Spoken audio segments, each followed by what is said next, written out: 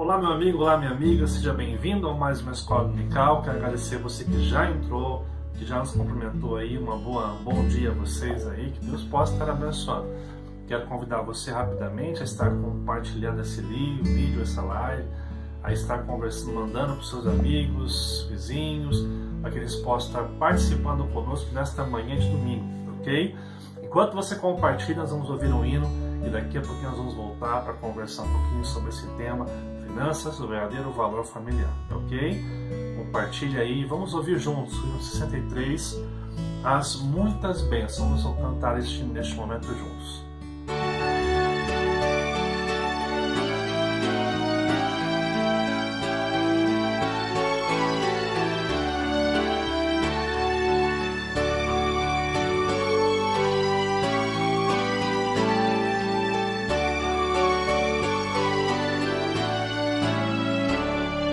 Se da vida as vagas procelosas são, se com desalento julgas tudo vão, contas muitas bênçãos, dize-as de uma vez, e verás surpreso quanto Deus já fez. Quantas bênçãos diz e quantas são, recebidas da divina mão, vem dizê-las todas de uma vez, e verás surpreso quanto Deus já fez.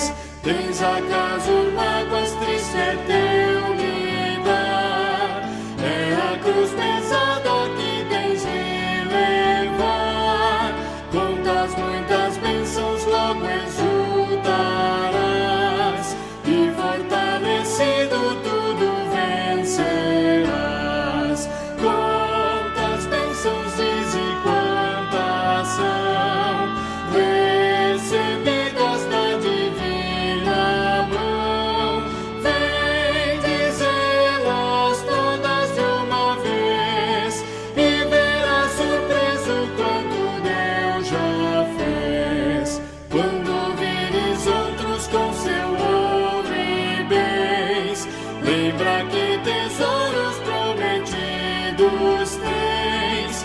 Nunca os bens da terra poderão comprar a mansão celeste que vais habitar.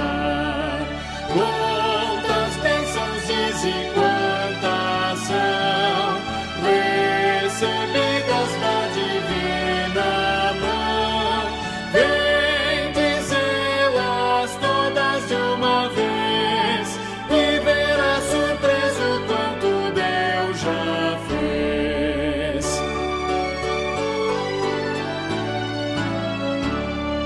Seja o teu combate longo ou breve aqui, não te desanimes, Deus será por ti. Seu divino auxílio minorando o mal, te dará consolo e galardão final. Quantas bênçãos diz e quantas são, recebidas da divina mão, vem dizê-las todas de uma vez, e verás surpreso quanto Deus já fez.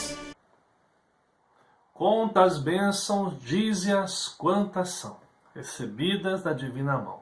Vem dizê-las todas de uma vez, e verás surpreso o quanto Deus já fez na sua vida. Um hino muito lindo que nós ouvimos nessa manhã, cantamos juntos, aliás, na Escola Dominical. E eu quero rapidamente passar agora para o exercício devocional desta manhã, e depois já passar para o estudo da Palavra de Deus nesta manhã, tá ok? Quero convidar você a abrir sua Bíblia no livro de Mateus, capítulo 6, versos 19 até o verso 22.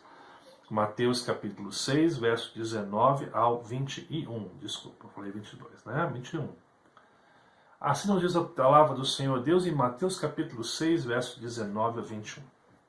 Não acumuleis para vós outros tesouros sobre a terra, onde a traça e a ferrugem corroem, e onde os ladrões escavam e roubam. Mas ajuntai para vós outros tesouros no céu, onde traça nem ferrugem corrói, onde ladrões não escavam nem roubam. Porque onde está o teu tesouro, aí estará também o teu coração.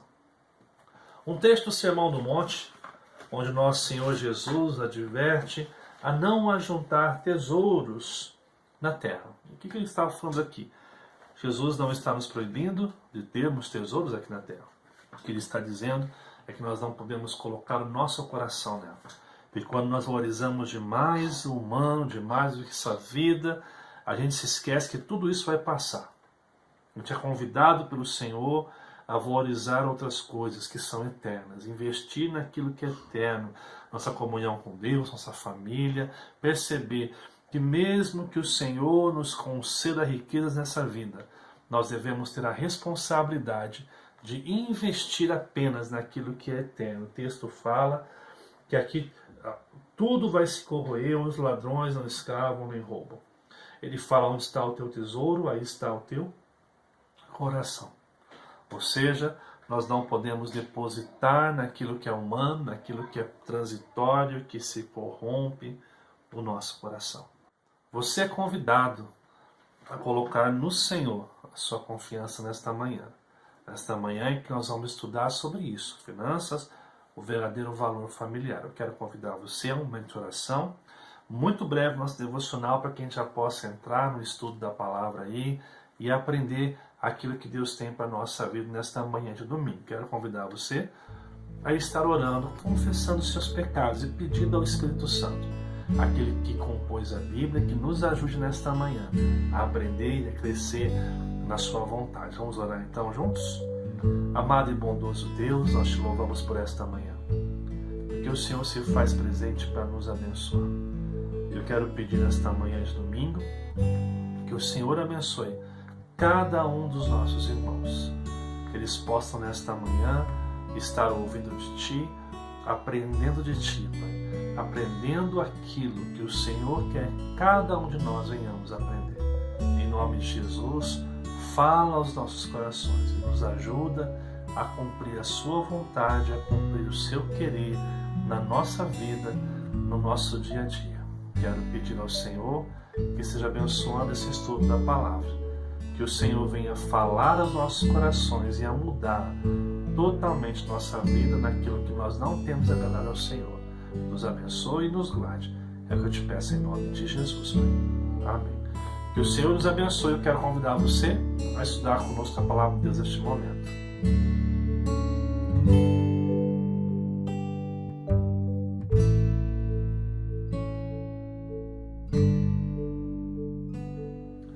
Bem, amigos, vamos dar continuidade então aqui a esse CBD online. Nós vamos passar então para o estudo propriamente dito. Eu quero convidar você a estar participando, interagindo ao longo desse estudo. Muito importante que você, ao longo do estudo, faça os comentários, curta, compartilhe com seus amigos também esse conteúdo, para que nós possamos divulgar para mais e mais pessoas, ok? Nós vamos falar sobre esse tema aqui hoje: finanças, o verdadeiro valor familiar. E a proposta que nós temos nesse estudo hoje é conversar um pouco a respeito de finanças dentro do contexto familiar. Existem alguns equívocos que nós percebemos quando nós tratamos desses assuntos. Por um lado, nós encontramos um conceito errôneo sobre riquezas. Alguns consideram que o cristão não pode almejar riquezas, não pode almejar ter seus bens. E nós vemos que isso é errado. Mas por que esse conceito se forma e hoje talvez esteja no coração de alguns irmãos? Porque, de um outro lado, alguns, nesse ímpeto de se enriquecer, de ganhar dinheiro, perderam a referência dos verdadeiros valores e princípios que Deus espera em nossa vida. Então, nós vamos falar um pouquinho sobre isso hoje, sobre equilíbrio entre finanças e aquilo que eu tenho. O que é interessante nós notarmos quando começamos a falar sobre isso é que quando nós falamos de finanças, o verdadeiro valor familiar, nós encontramos um monstro das relações. Nós vemos que o dinheiro dentro da relação, dentro da estrutura familiar, muitas vezes é objeto, é a causa, é a raiz de muitas confusões, de muitas brigas, de muitas coisas que não são aquilo que Deus espera dos seus filhos. Interessante que você vai encontrar uma frase que faz muito sentido de Nicolau Maquiavel, que diz o seguinte: os homens esquecem mais rapidamente da morte do pai do que a perda do patrimônio. Interessante isso, porque o meu sogro é corretor, então ele sempre conta histórias aí do trabalho de corretagem. A Aline às vezes faz inventário e você percebe que quando se trata do dinheiro há uma confusão muito grande, um desejo muito grande, uma mesquinharia muito grande quando nós falamos isso. Prova disso, eu trouxe aqui, amados, uma matéria, uma pesquisa do jornal britânico Daily Mail, de um pouquinho antiga, mas que faz muito sentido para nós ainda. Ela é do ano 2013, a revista Veja postou essa pesquisa que fala o seguinte: o jornal britânico Daily Mail mostrou que casais que brigam por causa do dinheiro têm maior tendência a se divorciar. Há vários casos que nós vemos isso. Entre os 4.500 casais acompanhados durante anos, o principal motivo do divórcio foram os conflitos por causa do dinheiro, por causa dessas riquezas. Você percebe que isso é algo que traz benefícios, mas também muita discórdia e pode trazer até o fim de um relacionamento. Tem uma pesquisa aqui que eu apontei aqui que fala o seguinte: crise com o dinheiro. 17% dos casais têm briga quando o assunto é dinheiro. Falta de planejamento financeiro para pode balancear a relação, segundo a pesquisa. A falta do dinheiro ou a falta do planejamento financeiro pode, nesse sentido, balancear a relação. Outro dado que nós temos é que 656 foram o número de pessoas pesquisadas, né, ou foram ouvidas durante essa pesquisa. Eles comprovaram que realmente o dinheiro é o principal vilão dentro de uma relação. Existe até um texto que fala o seguinte: dinheiro da discórdia. Diz que 22,7% dos casais, né, inadimplentes que afirmam brigar por dinheiro, um número expressivo, né? E 10,7%, né, das pessoas dos casais com as contas em dias e que mesmo assim brigam por dinheiro. Então você perceba que não é só uma questão de inadimplência, mas é uma questão também do próprio lidar com o dinheiro, como nós encaramos essa questão financeira, como nós lidamos com isso no ambiente familiar. E aí é interessante que a gente traga uma pergunta aqui: como ter finanças saudáveis no ambiente familiar? Essa é a pergunta que nós queremos trazer aqui hoje e responder ao longo desse estudo, né? Quais são os conselhos bíblicos, né, para a gente ter uma vida financeira saudável, em que a gente possa ter recursos e bens, e como já dei uma aula algum tempo atrás sobre investir no reino de Deus, investindo na proposta do reino de Deus para a nossa vida, e como que nós podemos ter isso de maneira saudável, né? Então a pergunta que deve surgir diante dessa pergunta é a seguinte: o que a Bíblia fala sobre isso? Será que a Bíblia fala sobre dinheiro? Será que a Bíblia fala a respeito das finanças, né? E aí uma coisa muito interessante: você encontra 1.565 versículos na nossa Bíblia que falam sobre dinheiro, né? Até mais que graça, até mais que perdão você vai encontrar falando sobre o dinheiro. Um exemplo disso, Sermão do Monte, né, tem 107 versículos, sendo que 28 referem-se ao dinheiro. Ou seja, nós temos aí quase que um quarto, né, do Sermão do Monte tratando sobre isso. É um número bem expressivo, se você for analisar. Jesus fala sobre dinheiro em 3 de suas parábolas. Jesus fala muito sobre isso. Então, perceba que a questão do dinheiro, e quando eu falo dinheiro, eu falo dos recursos que nós temos, dos investimentos, eu falo da maneira que a gente administra o que a gente tem, e dentro do convívio familiar. Então engloba tudo isso aí. O que a Bíblia fala sobre isso? Nossa proposta é conversar um pouquinho sobre isso hoje, à luz das Escrituras Sagradas. Você percebe que a Bíblia fala bastante sobre isso, né?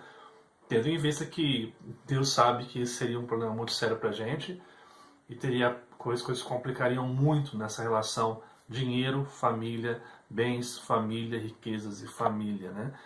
Para falar sobre isso hoje, eu quero abordar com vocês um salmo, que é um salmo da família, que é um salmo que fala muito sobre como nós devemos olhar os nossos recursos, as finanças que nós temos e como nós vamos trabalhar com isso. É o Salmo 127, um salmo muito expressivo que vai mostrar como nós não podemos desperdiçar nosso tempo e glorificar a Deus de forma muito sensata aqui. Vamos ler o salmo, depois eu quero trabalhar alguns pontos importantes desse salmo nesta manhã com você. Vamos lá então.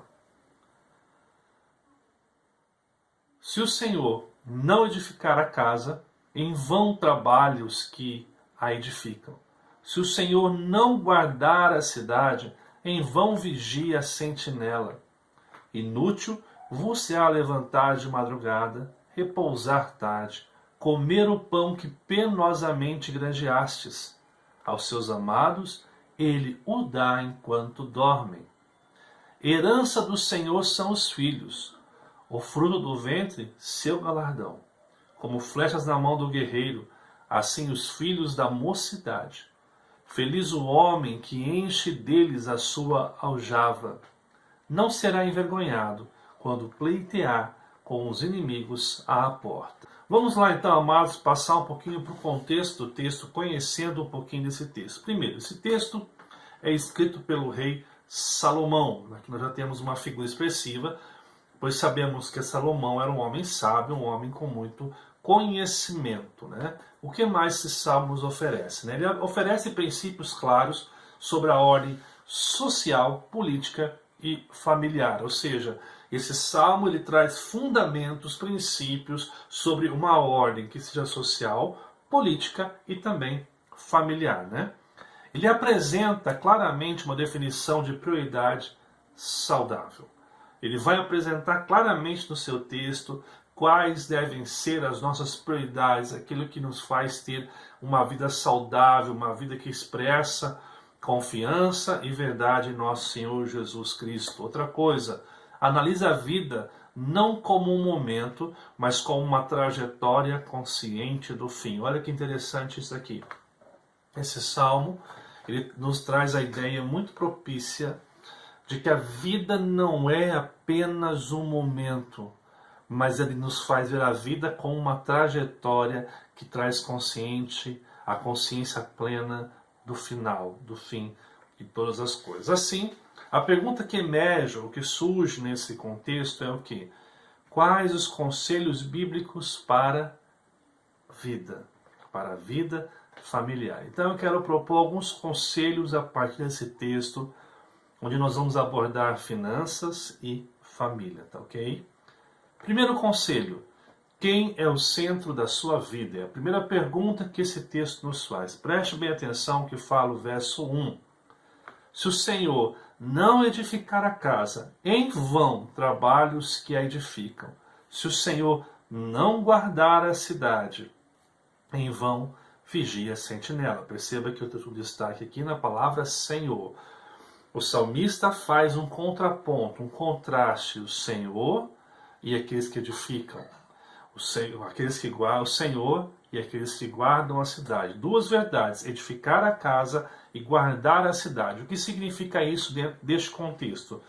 Casa e cidade. Casa se refere à ordem e o governo da família. Seria a ideia do micro, dessa estrutura menor chamada família, de suma importância para o contexto maior que vem em seguida, que é a cidade, o estado geral de uma comunidade. Ou seja, ele parte da ideia de que o Senhor deve edificar o micro, a casa, a estrutura menor, e esse reflexo aqui traz para a sociedade um benefício muito grande e significativo. E qual que é esse contraste que nós temos? É a ideia do Senhor contra o homem. E quando eu falo contra, é no sentido do homem querendo determinar, o homem querendo governar e acreditando que ele tem consciência e qualificações para decidir o que é melhor para a sua família e, consequentemente, para a sociedade. Ele fala aqui uma coisa muito interessante, ele fala em vão e em vão em forma de poema. E a ideia de ser em vão é que é algo inútil. Não adianta você querer achar que isso traz sentido, porque isso não traz sentido Se Deus não edificar, se Deus não guardar, inútil, em vão será todo esforço humano, né? E ele vai completar essa ideia no verso 2, olha o que ele fala no verso 2. Inútil vos será levantar de madrugada, repousar tarde, comer o pão que penosamente granjeastes aos seus amados, ele o dá enquanto dorme. E ele usa a expressão inútil aqui, começando o seu texto, dizendo que é inútil levantar de madrugada, repousar tarde, comer o pão que penosamente granjeaste. Aqui, preste bem atenção, se alguém que acorda cedo e dorme tarde, que trabalha muito, não seria para mim e para você alguém que realmente se esforça no trabalho, alguém de valor, mas o texto está mostrando ao contrário. Porque, e aí a ideia é o seguinte: a causa, motivo, razão ou circunstância que o leva a fazer isso, ou edificar todo esse processo na sua vida, é algo que não tem fundamento sólido, né? Nós podemos resumir aqui esse verso da seguinte maneira: o esforço humano sem Deus é inutilidade, ou seja, não é algo que se pode aproveitar quando Deus não está aqui. E aí a pergunta que surge aqui é assim: por que é inútil o esforço humano sem Deus? Deus abençoa quem cedo madruga, é a famosa frase, né? Por que é inútil esse esforço? Por que não tem utilidade nenhuma o esforço do homem sem Deus? Vejamos o conceito que a Bíblia fala de nós seres humanos. Quando você lê Tiago 1, verso 13, parte A, fala o seguinte: quando alguém for tentado, jamais deve dizer, estou sendo tentado por Deus. O que tem a ver isso com o nosso texto que nós estamos refletindo aqui, o Salmo 127. O que tem a ver isso na nossa vida? Preste bem atenção no que significa a palavra aqui tentado. A palavra tentado que nós temos no texto, ela vem do grego chamado peirazo. O que é peirazo? Desejos interiores que crescem e geram erros exteriores. A palavra peirazo, que Tiago usa no seu texto aqui, significa o quê? O homem, ele tem esse problema da tentação dentro de si mesmo. A tentação não é uma coisa que vem de fora para dentro. A tentação, segundo o texto, é algo que vem de dentro para fora. Ou seja, faz parte do ser humano, faz parte do DNA do ser humano. Para que você entenda melhor, é importante que você passe para o próximo verso 14, que fala o seguinte: é tentado pelo próprio mau desejo, sendo por este arrastado e seduzido. A palavra mau desejo que nós encontramos aqui, ela vem de uma palavra grega chamada epitimia, que você conhece no português como epidemia. E o que significa a palavra epitimia ou epidemia, como nós temos na nossa língua? Desejo interior disfuncional em relação aos valores de Deus. Perceba que é um desejo interior. Faz parte da gente, e esse desejo é o que? Disfuncional em relação aos valores e princípios de Deus. Então, quando o texto fala que nós temos um mau desejo aqui, nós temos que ligar com aquilo que nós vimos sobre tentação ou peirazo, que são os desejos interiores que trazem algo que se manifesta exteriormente. Ou seja, o que o texto está dizendo aqui é que existe em mim e você um desejo interior que faz parte de quem nós somos, da genética, do nosso DNA, que é disfuncional em relação aos valores de Deus. O texto fala que por esse mau desejo, que é a palavra que é usada em outros textos bíblicos para pecado, dolo, pensamentos impuros, né? Que esse mau desejo, ele está o quê? Nos arrastando e seduzindo. Aqui, as palavras significam na sequência seguinte: arrastado é um controle e domínio, exerce controle e domínio sobre mim e você. Seduzido é uma atração por hipnose que nos tira da realidade, é uma força magnética que nos impulsiona a fazer o que é errado. E aí você vai entender o Salmo 127, quando ele fala que o esforço humano é inútil. Que o esforço humano sem Deus é inútil. Por quê? Porque o homem por si próprio, ele não vai glorificar a Deus com o seu esforço. O homem por si próprio, ele vai transformar o que é bom em um objeto de idolatria contra Deus, para ferir, para imacular a imagem do Deus Todo-Poderoso. O homem constrói para si ídolos a partir de coisas boas. Então, às vezes, o trabalho, o recurso que ele tem, que é uma dádiva do Senhor, que é um presente que Deus concede, que ele está conseguindo ali, ele consegue transformar isso em um ídolo na sua vida. E por isso que nós devemos fazer a pergunta a partir do texto: quem é o centro da sua vida? As coisas que eu tenho pleiteado ou Deus é o centro da minha vida? Aí você volta para o texto no verso 2, ele vai falar o quê? Aos seus amados ele dá enquanto dorme. Então percebam que o texto está nos convidando a olhar que o esforço humano por si próprio, esse ajuntar riquezas, esse trabalhar dia após dia sem a bênção de Deus é inútil. Por quê? Porque nós estamos fazendo tudo isso a partir de princípios que são equivocados. Eu sei que é difícil pensar assim, é algo que nos confronta, mas nós precisamos pensar no que a palavra diz sobre os nossos impulsos, sobre os nossos desejos aqui. Mais uma vez, nós estamos no dilema entre Deus ser o Senhor de nossa vida e nós sermos o nosso Senhor. Lembra o que eu disse aqui: nós transformamos coisas boas em coisas ruins. Por exemplo, eu conheço várias histórias, não são uma, mas várias histórias de pais que se dedicaram veementemente ao trabalho com um desejo bom do que de prover sustento para os seus filhos, de poder dar o melhor para os seus filhos, mas não perceberam que tudo que fizeram fez eles perderem os seus filhos. Eu conheço pais que falam que perderam a infância dos filhos. Recentemente eu contei uma história para vocês de um pai que faleceu recentemente e que os filhos só o buscavam para pedir recursos, para pedir dinheiro, porque a vida toda ele trabalhou tanto que ele não pôde acompanhar o crescimento dos filhos. Pergunto para você, as intenções do coração desses pais que fazem isso não são boas intenções, mas porque parece que o que é para ser bom se torna ruim a longo prazo. Por quê? Porque deixou-se de compreender a prioridade maior, de ter seu equilíbrio, né? E é aí que a palavra de Deus nos lembra: se o Senhor não edificar a casa, em vão os trabalhos que edificam. Se o Senhor não guardar a cidade, em vão vigia o sentinela. Inútil você levantar cedo, repousar tarde, ralar na sua vida, porque Deus dá aos seus amados enquanto eles descansam. E aqui descansar, não entenda para o outro lado de que você tem que ficar na tua casa, deitado, tranquilo, não fazendo nada, e Deus vai te derramar do céu um balde de ouro. Não. A Bíblia fala que diga ao trabalhador de seu salário. Nós temos que trabalhar, planejar. Planejamento é muito importante na vida cristã. Planeje, trabalhe muito, mas não deixe que isso ocupe o lugar de Deus na sua vida.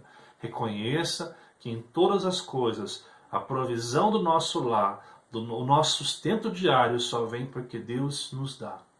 E não inverta a ordem, não transforme o que é bom, o trabalho, os seus recursos, o seu planejamento, a sua vida. Não transforme isso em um Deus na sua vida que com o passar do tempo, dos anos, vai ser problema, vai ser maldição na sua história. Então a primeira pergunta que nós temos que fazer de forma muito honesta é: quem é o centro da nossa vida? Quem é o centro da sua vida? Uma segunda pergunta: o que realmente tem valor para você? O que realmente tem valor para nós, né? Olha o que fala o verso 3 e verso 4. Herança do Senhor são os filhos. O fruto do ventre, seu galardão, sua recompensa. Como flechas da mão do guerreiro, assim os filhos da mocidade. O texto destaca o seguinte: herança do Senhor. O que se entende pela palavra herança aqui nesse texto, né? É um presente que nos é dado. É um presente de alto valor que nos é dado. Agora, esse presente de alto valor nos é dado pelo próprio Deus. E qual é esse presente? Os filhos. Os filhos são a nossa herança. O fruto do ventre, que são os filhos, a nossa galardão, a recompensa. Então, ao mesmo tempo, o filho ali, esse conceito de filho como família, ele é o presente que Deus nos dá de alto valor e também é a recompensa a longo prazo. Ao mesmo tempo, é um presente de valor inestimável e também uma recompensa a longo prazo. Ou seja, é nessa hora que a gente tem que ser muito honesto e perguntar: o que vale mais a pena na minha vida? Eu ganhar o mundo inteiro e não investir muito na vida dos meus filhos? Investir não é só financeiramente, mas investir tempo. Pai é aquele que cuida. Pai não é só aquele que dá presentes, que enche de mimos. Pai é aquele que se faz presente, que cuida, que assume o papel bíblico da paternidade, né? A gente viu muita confusão aí esses dias aí, né? Falando, pai é aquele que cuida, não sei o que lá, por causa da propaganda que a gente teve, né? E eu vi pessoas colocando na internet, pai não é só aquele que faz o filho, não é só procriação, é aquele que cuida, que está presente, que não atrasa pensão, isso, blá, blá, blá, blá, blá, blá, blá. Gente, uma coisa não justifica a outra. Conceitos bíblicos são conceitos bíblicos e uma coisa não tira o peso da outra. Essa é a realidade que nós temos que ter no coração. Mas a paternidade bíblica nos convida a uma vida de responsabilidade com os nossos filhos. Entender que eles são o presente que Deus nos dá de um valor que não se pode medir.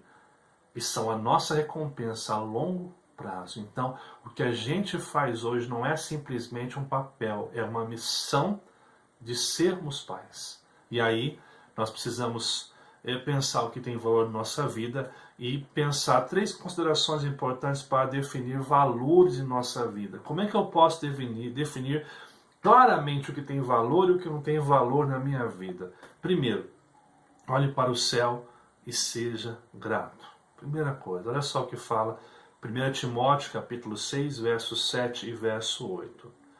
Pois nada trouxemos para este mundo, e dele nada podemos levar. Por isso, tendo que comer e com que vestir-nos, estejamos com isso satisfeitos, né? Uma das grandes questões que nós temos que levantar aqui é a nossa ingratidão para com o que a gente tem. A gente não se contenta com o que a gente tem. A gente sempre acha que a grama do vizinho é melhor do que a gente. A gente tem um carro e a gente não consegue ser feliz com esse carro. Daí você pensa, não, eu vou trabalhar e vou arrumar um outro carro. Quando você pega um outro carro, aquele carro não te satisfaz mais e você quer um outro carro e você quer uma outra coisa e você não consegue ser grato pelo que você tem. Se Deus não desse nada mais para você, você seria grato com o que você tem? É capaz de louvar a Deus pela família que você tem, pelo alimento que tem na tua mesa, seja qual for, simples ou sofisticado. Você é grato pelo trabalho que você tem ao ponto de parar de reclamar dele, a ponto de parar de reclamar e achar que é o pior trabalho do mundo. Se Deus te deu, seja grato com o trabalho que Deus te deu. Se Deus te concedeu esse trabalho onde você pode tirar os seus recursos para o seu lar, seja grato com aquilo que Deus te deu. Nós precisamos olhar para o céu e ser grato por aquilo que Deus tem nos dado. Interessante porque a gente vive aqui, eu vivo em condomínio, e às vezes é engraçado você perceber, né? O pessoal atrás do nosso condomínio está fazendo obra. E aí o pessoal passa lá, e esses dias teve um vento aí, né, que é uma coisa que a natureza fez, e o pessoal estava reclamando porque o pó estava vindo, por isso, por isso, por isso. Daí começa a chover. Aí o pessoal reclama porque está chovendo, está fazendo barro. Aí para de chover, o pessoal reclama porque está calor, porque está quente. A gente não é satisfeito com nada. A gente vive essa constante insatisfação e ingratidão para com aquilo que nós temos. Você quer definir o valor da sua vida? A primeira coisa, seja grato com o que você tem. Uma outra coisa, quanto vale a sua vida e a saúde emocional? Olha só o que fala 1 Timóteo 6,9. Os que querem ficar ricos caem em tentação. Tentação aqui é ceder aquele mau desejo que nós vimos em Tiago. Em armadilhas e em muitos desejos descontrolados e nocivos. Aqui nocivos é um câncer que vai destruindo. Que levam os homens a mergulharem na ruína e na destruição. E aqui, gente, está uma coisa importante. A Bíblia não está condenando o fato de você ser rico. Nós vemos exemplos bíblicos de pessoas que foram prósperas, como Abraão, como José, como tantos outros que foram prósperos. A grande questão é quando nós caímos no desejos descontrolados e nocivos. Você tem que equilibrar o seguinte: eu quero ter um capital, eu quero guardar um dinheiro, e isso é importante você guardar, planejar, mas o quanto isso vai consumir a tua saúde emocional. Se você é aquela pessoa que trabalha como um louco para conseguir ter as coisas e chega em casa e desconta na sua família a ira por causa do trabalho, você está vivendo uma armadilha e desejo descontrolado e nocivo na sua vida. A gente tem que entender e compreender quanto vale a nossa vida e a nossa saúde emocional. Se alguns desgastes que nós temos, se alguma dedicação tão profunda a ter, vale o que nós estamos nos tornando. Guarde isso.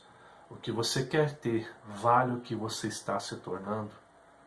Às vezes, você com pouco consegue ser muito mais feliz. Muito mais feliz. Aliás, interessante você perceber, quando você vai estudar sobre suicídio, você percebe que o maior índice de suicídio hoje no Brasil não vem daquelas pessoas que não têm nada, mas de pessoas que têm muito. Mas o muito tira totalmente a saúde emocional. Então, primeira pergunta que eu coloquei aqui: olhe para o céu e seja grato. Segundo, quanto vale a tua vida e saúde emocional? E terceiro, quanto vale a sua família? Olha só o que fala 1 Timóteo, próximo verso 6, versículo 10. Pois o amor ao dinheiro é a raiz de todos os males. Não está falando que o dinheiro é ruim, está falando que ele é a raiz, se não for bem administrado. Algumas pessoas, por cobiçarem dinheiro, desviaram-se da fé e atormentaram com muitos sofrimentos. Ou seja, o que realmente tem valor para você? Quanto que vale a sua família? Quanto que vale a tua saúde emocional? Ser é grato pelo que você tem? Ser é grato pelo que Deus te dá? Quanto vale a sua família? Às vezes você quer tanto dinheiro, bens, recursos, mas o que você está vendendo para conseguir isso? O que você está trocando no seu dia a dia para ter isso? Aqui está uma pergunta que vale a pena te fazer. Aqui está algo que vale a pena te conversar, que vale a pena te pensar com seriedade naquilo que Deus tem para a nossa vida. Quanto vale a sua saúde? Quanto vale sua família? Quanto vale você? Você precisa pensar isso. O que realmente tem valor para você. A Bíblia fala que o que tem valor é a família, os filhos, é a completar da família. Isso tem valor. Isso se deve investir, porque eles são um presente que Deus te dá de valor inestimável. E a longo prazo, a sua recompensa de vida. Isso tem valor. Adoecer, perder a família, não compensa nenhuma conquista que o homem pode ter na sua vida. E assim eu parto então para o terceiro ponto aqui. Como quer terminar a sua vida? Terceira e última pergunta que o texto nos faz. Ele fala o seguinte: feliz o homem que enche deles a sua aljava. Não será envergonhado quando pleitear com os inimigos à porta. E ele destaca: feliz o homem que enche deles a sua aljava. Ele está falando dos filhos lá atrás, nos versos anteriores.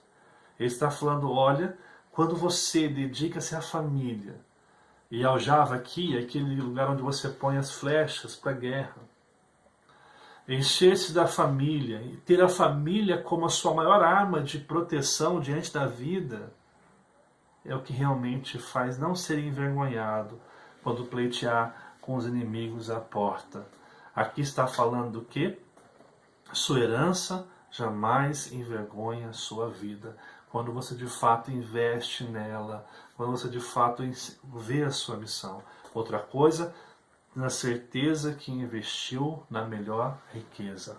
Ou seja, quando você terminar a sua vida, sua trajetória de vida, porque nós não somos seres eternos, nós vamos todos os dias enfrentar a morte. Quando você terminar tudo isso, como você vai terminar a sua vida? Como que você vai concluir sua história?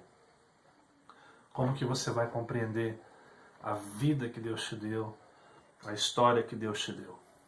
É por isso que é muito importante hoje nós vivenciarmos aquilo que Deus tem para a nossa história, aquilo que Deus tem para a nossa vida. É importante que a gente pense nisso. Como nós queremos terminar a nossa vida? Quando nós morremos, o que nós vamos deixar?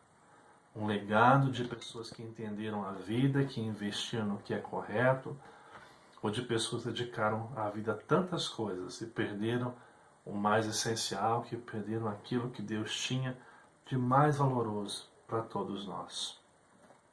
É importante, amados irmãos, que nesta noite nós possamos compreender o querer de Deus, compreender os propósitos soberanos de Deus e saber que nele nós temos o melhor, nele nós temos a graça abundante sobre a nossa vida, sobre o nosso querer. Que Deus possa nos ajudar a ter essa consciência, né? Interessante, eu quero trazer alguns textos que vão falar sobre isso aqui. Eclesiastes 4, verso 8, fala o seguinte: havia um homem totalmente solitário. Não tinha filho nem irmão. Trabalhava sem parar. Contudo, os seus olhos não se satisfaziam com a sua riqueza. Ele sequer perguntava: para quem estou trabalhando tanto? E por que razão deixo de me divertir? Isso também é absurdo. É um trabalho por demais ingrato. Eu coloquei uma tradução aqui bem contextual para que você possa entender aqui. Uma pessoa que trabalha demais sem parar, mas que não tem filhos, não investiu na família. Para quem está trabalhando? Para nada. Ele diz: esse é absurdo e é um trabalho por demais ingrato. Nós precisamos repensar seriamente onde nós vamos investir nossa vida, onde nós vamos investir nossas riquezas e o quanto vale fazer tudo isso. O equilíbrio é você ter a sua profissão, a sua carreira, mas também não perder a sua família. E se algum momento você tiver que decidir entre a sua profissão e a família, saiba que a tua família vem em primeiro lugar. Vem em primeiro lugar. E você pode conquistar tudo o que você quer e perder o bem mais precioso que Deus pode nos dar. Lucas 12, verso 16, dos versos 16 a 21, nós encontramos uma parábola de Jesus que também fala um pouco sobre isso. Olha só o que diz. Então, lhes contou esta parábola. A terra de certo homem rico produziu muito. Ele pensou consigo mesmo: o que vou fazer? Não tenho onde armazenar minha colheita. Então disse: já sei o que vou fazer. Vou derrubar os meus celeiros e construir outros maiores, e ali guardarei toda a minha safra e todos os meus bens. E direi a mim mesmo: você tem grande quantidade de bens armazenados para muitos anos. Descansa, coma, beba e alegra-se. Contudo, Deus lhe disse: louco, esta mesma noite a sua vida lhe será exigida. Então, quem ficará com o que você preparou? Assim acontece com quem guarda para si riquezas, mas não é rico para com Deus. E aí eu lembro do final do texto que nós lemos no Salmo 127. Feliz o homem que enche deles a sua aljava. Ou seja, a gente investe em coisas, mas nós iremos passar, nós iremos morrer. Para quem vai ficar tudo isso? Se foi bem investido, os nossos filhos terão condição de olhar para mim e para você como homens que trabalharam, mas que estiveram presentes. Eu me lembro de uma vez um pastor dizendo pelo que ele queria ser lembrado dos seus filhos. E ele dizia assim: eu quero que os meus filhos se lembrem de mim como um homem de oração. Assim, quais são os conselhos bíblicos que o texto do Salmo 127 nos traz de reflexão a respeito da vida e das finanças? Primeiro conselho: Quem é o centro da sua vida? Primeiro você tem que saber se o centro da sua vida é você mesmo, e aí você precisa lembrar do que Tiago nos diz, que nós somos corrompidos, que quando nós seguimos o nosso coração, nossa expertise, a gente está correndo o risco de se frustrar, porque os nossos pensamentos não são os planos de Deus, nosso coração é enganoso, a nossa vontade não condiz com aquilo que Deus tem para cada um de nós. Segundo, o que realmente tem valor para você? Sua família, sua saúde emocional, quanto vale dedicar-se tanto a ter, ao dinheiro, à profissão, se você perder o de mais importante, que é a família que Deus te deu. E terceiro, como quer terminar a sua vida? Quando você fechar os olhos para essa história, como que você quer terminar a sua história? Pelo que você quer ser lembrado? Pelo que você quer ser reconhecido como pessoa, como alguém que investiu tempo em si mesmo, no dinheiro, nas riquezas, nas propriedades, ou alguém que construiu uma família que tenha caráter, que tenha um coração diferenciado para Deus. Nossa maior riqueza é ter Deus como centro das nossas vidas. Nosso maior tesouro é investir naquilo que Deus tem para cada um de nós. Que o Senhor nos ajude a fazermos a sua vontade, a fazermos o seu querer. Que nós possamos ver a luz de Cristo iluminando o nosso coração. Amados irmãos, esse Salmo 127 ele dá um equilíbrio.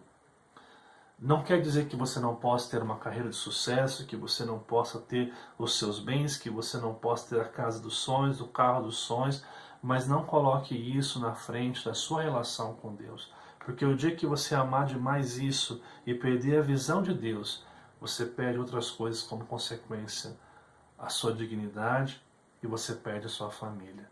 E isso a gente não consegue recuperar no final de todas as coisas. Termino aqui convidando você a refletir e praticar sobre algumas questões importantes daquilo que nós trabalhamos nesta manhã. Primeiro, quem está edificando sua casa hoje?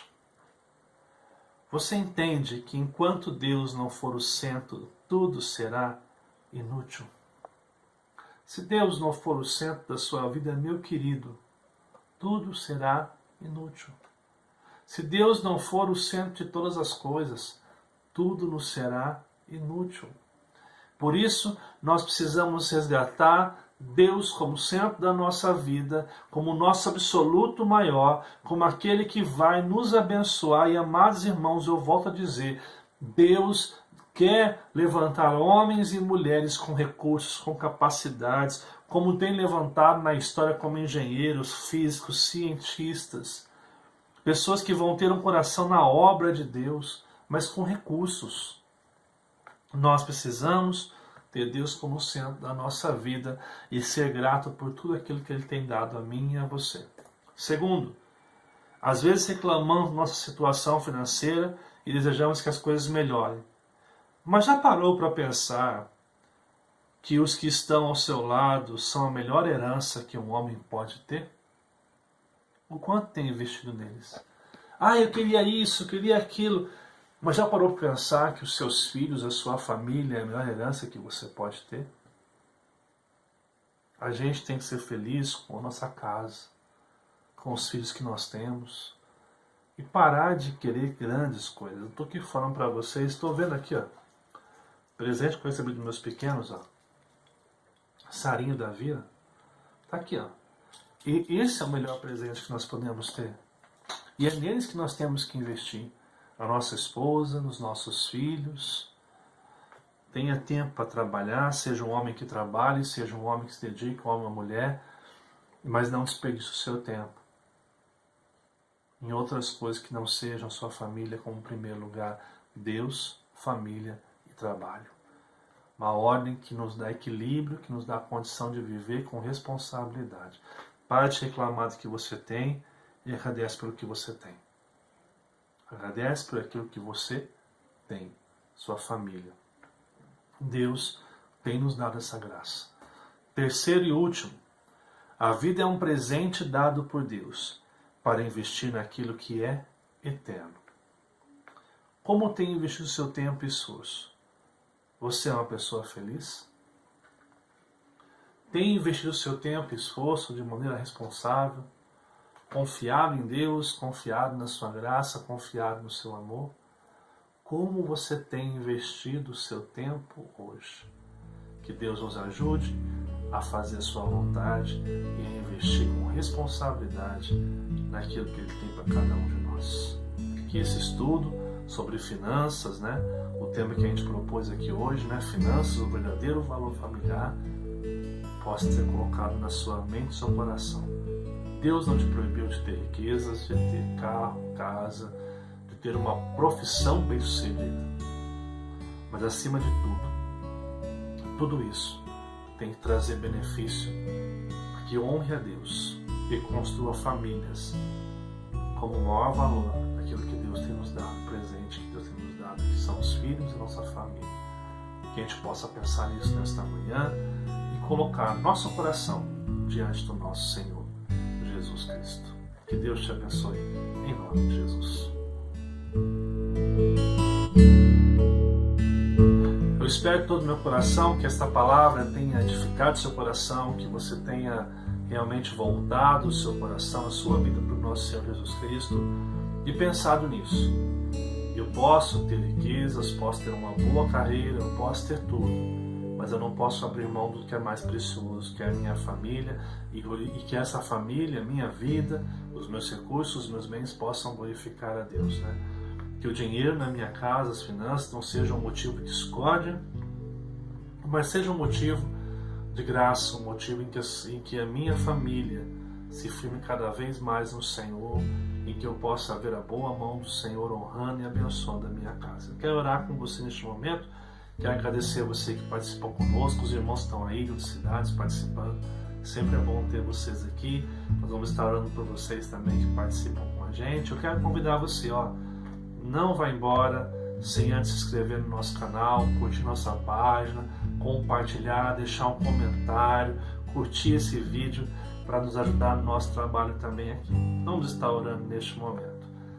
Senhor Deus, nós te louvamos por esta manhã, pelo estudo da sua palavra, e rogamos ao Senhor que nos ajude a crescer, a amadurecer e a aprender mais do Senhor. Pedimos a Deus e Pai que o Senhor nos ajude na edificação da sua palavra.